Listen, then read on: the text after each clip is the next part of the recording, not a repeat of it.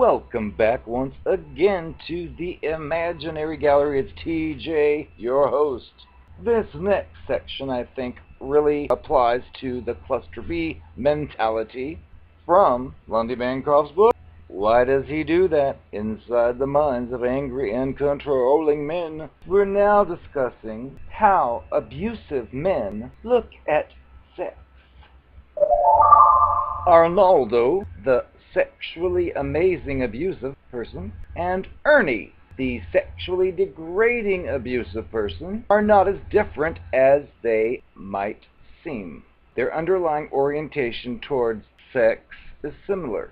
One style of abusive person may behave in a sexually appropriate manner for the early period of the relationship, and then one night from hell, he may broadside the partner with aggressive, degrading sex or even force her outright. The woman's left shocked, heartbroken, and betrayed, feeling that her life has been turned upside down. A few of the ladies that he, Lundy Bancroft, has worked with have even told him of the anguish of being sexually assaulted on the night of their wedding, or within a few days afterwards. With other abusive men, the change may be gradual rather than abrupt. The early months of exciting and loving sexuality blending slowly into arm-twisting and ugliness. Now, when we look inside of the abusive person's mind, many times we find that dazzling lovemaking and spirit-murdering sexual aggression can actually be two aspects of the same mindset. Before Mr. Bancroft and I take you through the details and subtleties of how abusive men typically approach a range of sexual issues, we want to emphasize the underpinnings of the sexual mentality of many, many abusive people, the foundation that often supports the rest of the sickening structure. Number one, it's for him. The abusive person's orientation towards sex is likely to be self-involved. To him, this behavior is primarily about meeting his needs. He may put some effort into creating pleasure for the partner, but probably not because her satisfaction or sharing a mutual experience is important to him. He's invested in having her reach that moment of, oh, so that he can see himself as a great lover. He wants to be erotic because he believes that his sexual prowess will enable him to dominate the partner. Of course, any lover gets some pride out of bringing pleasure to their partner, don't they? But to many abusive persons, that's the only reason why the other person's satisfaction even matters. Everything refers back to it. An abusive person commonly rolls all of its emotional needs into one tremendous bundle, which it expects the sex to be able to carry. He tends to have little real heart-to-heart connection with its partner, since a man cannot be truly close to a lady that it's abusing, although the partner may feel very attached to it through the traumatic bonding process. It may feel attached to having the partner meet its various needs. Attachment and closeness are two different things. So it compensates for the lack of genuine intimacy by elevating sex to the highest plane, burdening it with the responsibility of providing for it all the emotional satisfaction that it's not receiving somewhere else in the relationship. Number two, she or he owes him sex.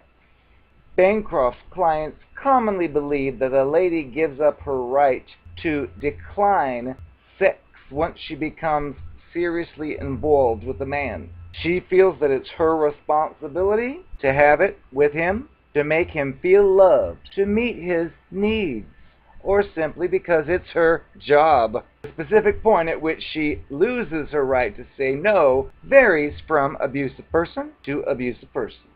For some, the gateway to domination is the first time they make lust.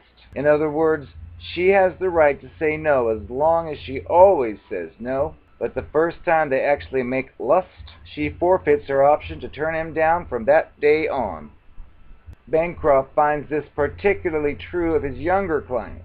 To other abusive people, marriage is the moment when her body is transformed into his ownership. To still others, moving in together is the demarcation line. A majority of Bancroft's clients seem to believe that the lady loses her right to refuse the guy if the man determines that it's been too long since they've done it. The definition of how many days without sex is too many differs for each abusive person, but he or she watches his internal clock and expects access when that alarm goes off.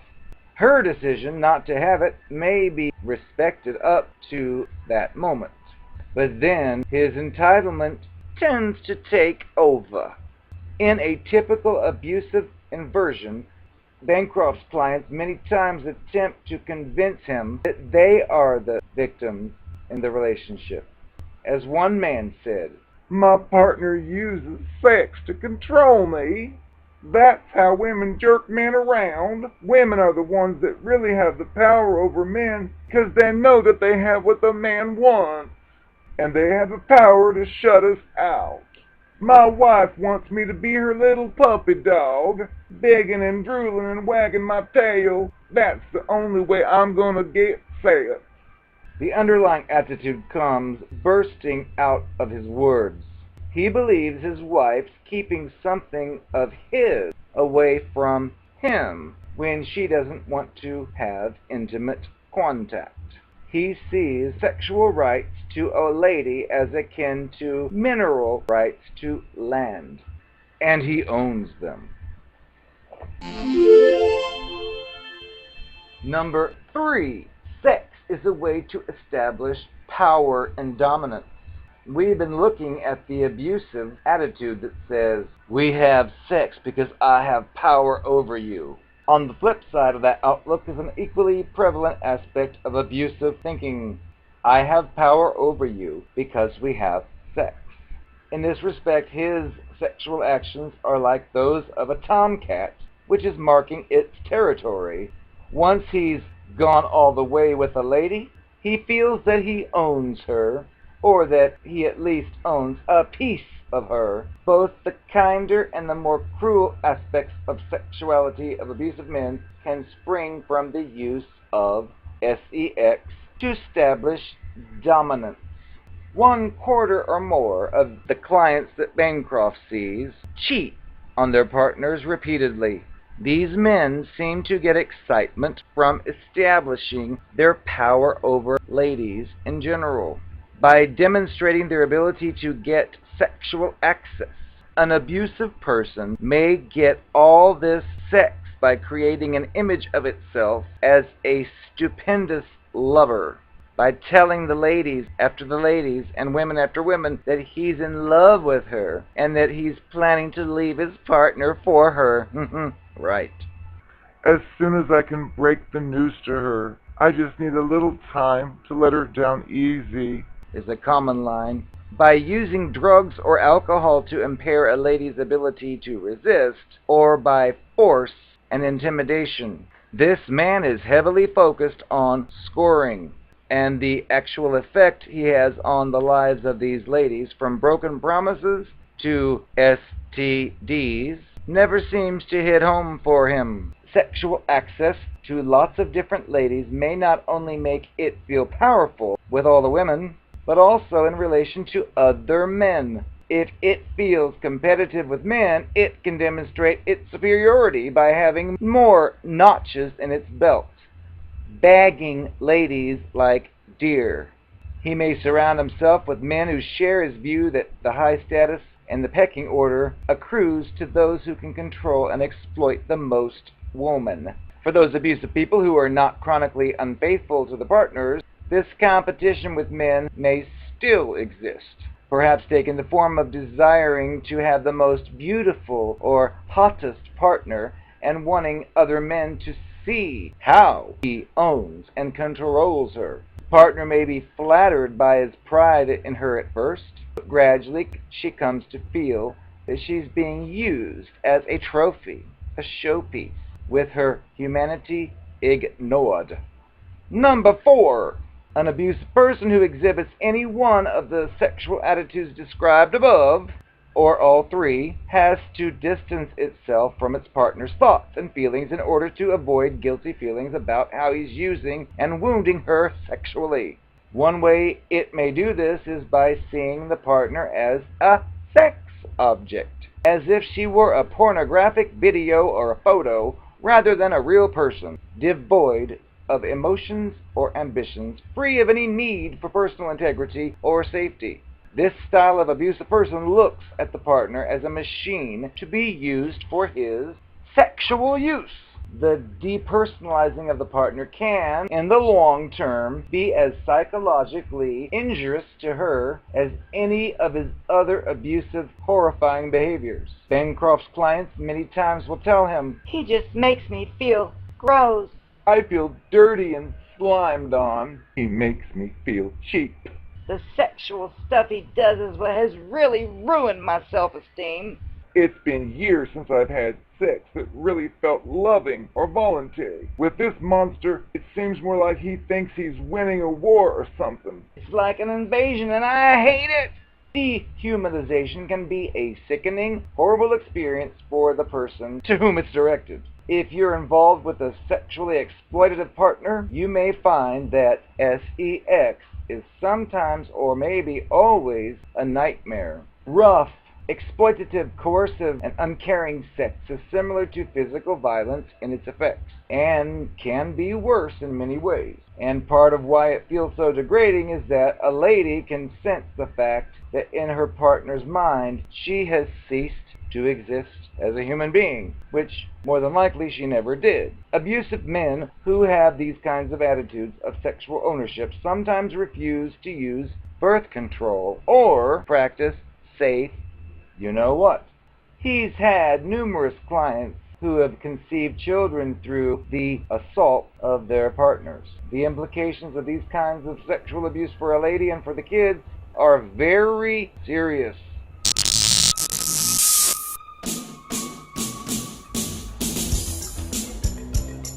I am the Narcopath.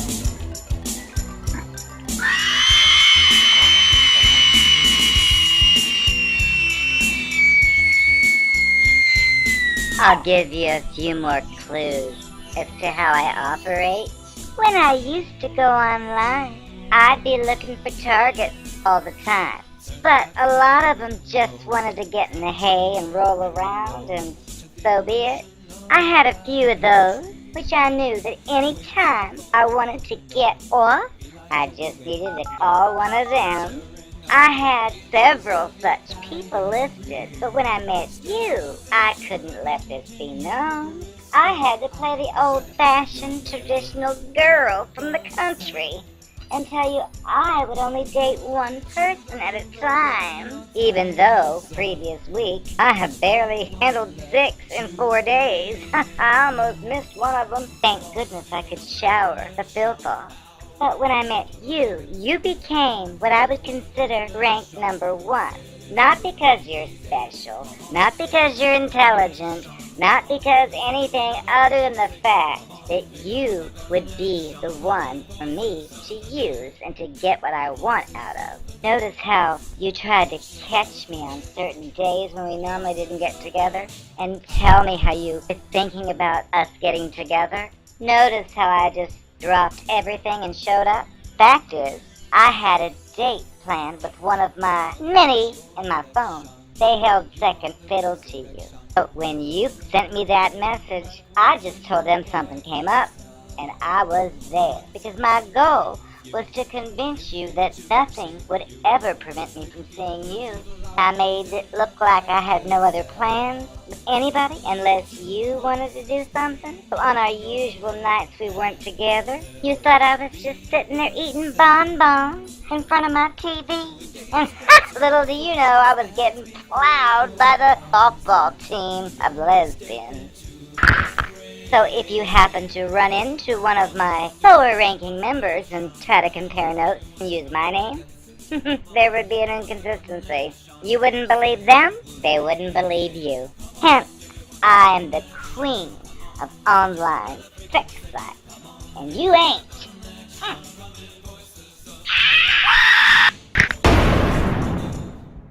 Hi, I am the Narcopath. If you would like a realistic replica of my Virginia, please call the number on the bottom of your screen. May I ask, this replica is not only molded from my own private parts, you can also put fluid in it, and it will squirt like I do. Don't pass up on this valuable opportunity. They're selling fast already, so hurry. Call the number on your screen, and you can enter me anytime you want, and I'll squirt for you.